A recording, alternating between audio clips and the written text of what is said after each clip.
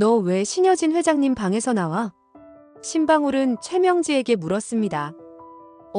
그게 일이 있어서. 근데 언니 지금 나 의심하는 거야? 최명지는 도둑이 제발 저린다고 오히려 신방울에게 화를 내었습니다. 신방울은 그런 최명지를 의심하게 되었죠.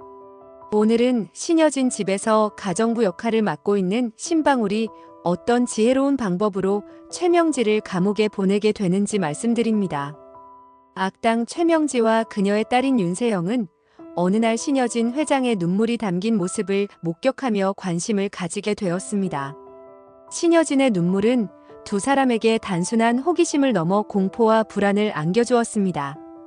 그들은 신여진의 딸 유진이를 사실상 죽인 것이나 다름없었기에 자신의 범행이 밝혀질까 두려움에 떨고 있었습니다. 특히 윤세영은 신여진이 그날 어떤 말을 했는지 떠올리며 손끝이 차가워지는 것을 느꼈습니다. 신여진이 눈물을 보이는 모습은 그들에게 불길한 예감처럼 느껴졌습니다. 윤세영은 어머니 최명지에게 속삭이듯 말했습니다.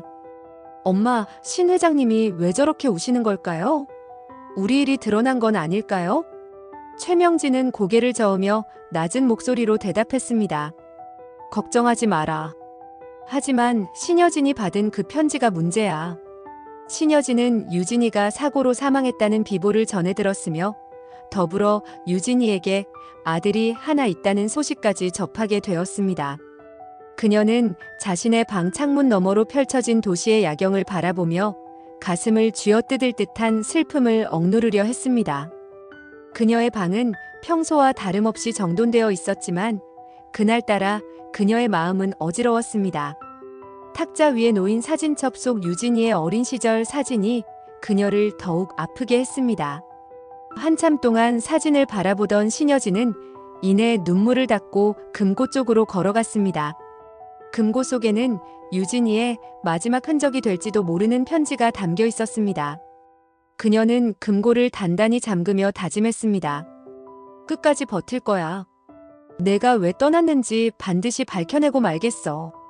밤이 깊어가면서 신여진의 집은 적막감에 휩싸였지만 그녀의 머릿속은 멈추지 않고 돌아갔습니다. 최명지는 신여진의 집에서 가정부 역할을 하고 있는 신방울의 눈을 피해 몰래 신여진의 방에 들어갔습니다. 그녀는 조용히 문을 닫고 방 안을 둘러보며 금고를 찾았습니다. 방은 세련되고 깔끔하게 정돈되어 있었으며 곳곳에 신여진의 품격을 보여주는 장식품이 놓여 있었습니다. 금빛 프레임으로 꾸며진 가족 사진 속에서 어린 유진이의 밝은 미소가 그녀를 노려보는 것만 같았습니다. 최명지는 금고 앞에 서서 비밀번호를 추측해 여러 번 눌러보았지만 금고는 열리지 않았습니다. 금고가 열리지 않자 최명지는 실망과 함께 초조함을 느꼈습니다. 도대체 뭐가 들었길래 이렇게 철저하게 막아둔 거지? 최명지는 속으로 중얼거리며 방을 서성이기 시작했습니다. 그녀는 금고 주변에 붙어있는 작은 메모를 발견했지만 암호처럼 적힌 숫자와 글자는 이해할 수 없었습니다. 그러다 문득 발소리가 들려오자 얼어붙었습니다. 그녀는 급히 금고를 원래 자리로 밀어넣고 방에서 나갔는데 신방울을 마주치게 되었습니다. 그녀는 최명지를 보며 놀란 표정을 지었습니다. 최명지, 이 시간에 여기서 뭘 하고 있는 거야? 최명지는 순간적으로 당황했지만 이내 뻔뻔한 태도로 대꾸했습니다. 언니는 왜 나를 의심하는 건데? 내가 뭐라도 훔치러 들어간 것 같다는 거야? 신방울은 눈썹을 살짝 치켜올리며 대답했습니다. 내가 의심한다는 말을 한 적이 없는데. 그런데 왜 그렇게 예민하게 반응하는 건데? 최명지는 신방울의 말을 무시하듯 고개를 돌리고는 서둘러 집 밖으로 나갔습니다.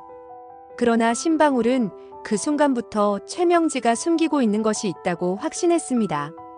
그녀는 즉시 신여진에게 전화를 걸어 상황을 보고했습니다. 회장님, 최명지가 아까 회장님 방에 있었습니다. 뭔가 의심스러웠어요. 신여진은 전화를 받고도 태연한 목소리로 대답했습니다. 알겠어요. 조금 더 지켜보도록 하죠.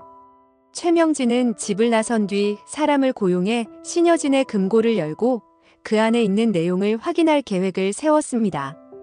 그녀는 고용한 기술자와 만나는 장소를 어두운 골목으로 정하며 신중하게 행동했습니다. 이 일을 아주 조용히 처리해야 해. 아무도 눈치 못 채게. 기술자는 고개를 끄덕이며 도구를 정리했습니다. 알겠습니다. 금고 위치만 정확히 알려주시면 됩니다. 며칠 뒤 신여진이 집을 비운 틈을 타 최명진은 기술자를 데리고 몰래 집 안으로 들어갔습니다.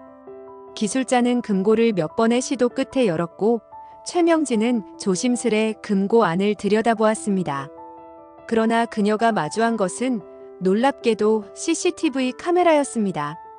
최명진은 금고 안에서 사진이 몇 장 더 있는 것을 발견했지만 감히 손을 뻗지 못했습니다.